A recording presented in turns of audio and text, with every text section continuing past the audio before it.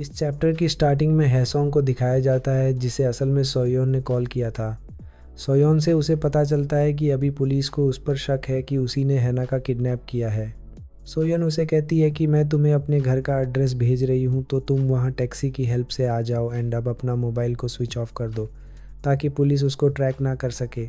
हियसोंग भी उसकी बात मानकर अब सड़क की ओर आ जाता है एंड भागते हुए काफ़ी दूर आ जाता है।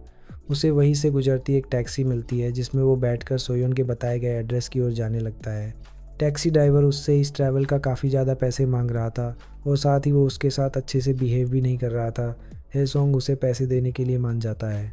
नाउ 3 घंटे के सफ़र के बाद वो उस एड्रेस में पहुंच जाता है। यहाँ हिसियोंग का वॉलेट पहले ही खो चुका था, इसलिए वो टैक्सी ड्राइवर से कहता है कि वो घर के अंदर जाकर पैसे लेकर आएगा, मगर टैक्सी ड्राइवर उसी से लड़ने लगता है कि उसे अभी उसके पैसे चाहिए। हैसोंग उसे बार बार समझाने की कोशिश करता है कि वो घर के अंदर जाकर पैसे ले आएगा या फिर तुम भी मेरे साथ चलो, मगर वो ड्राइवर नहीं मानता है और उससे लड़ने लगता है। अचानक से टैक्सी के रेडियो से हाना के किडनैपर के बारे में न्यूज़ आने लगती है कि उसके किडनैपर ने सूट पहना है। ये सुनकर ड्राइवर डरकर शांत हो जाता है क्योंकि उसे हैसोंग पर ही शक होने लगता है कि वही किडनैपर है। बट कुछ देर में ही सोयन आ जाती है जो उस टैक्सी ड्राइवर के सामने हाईसोंग की वाइफ होने का नाटक करने लगती है एंड फिर ड्राइवर को पैसे दे देती है। ड्राइवर अपने पैसे लेकर खुश होकर वहाँ से चले जाता है।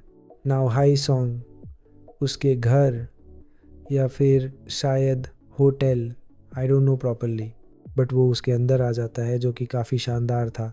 वहाँ सोयोन उस घर में अकेले रहती है, उसके पेरेंट्स वहाँ नहीं थे एंड इसी के साथ ये चैप्टर ख़त्म हो जाता है।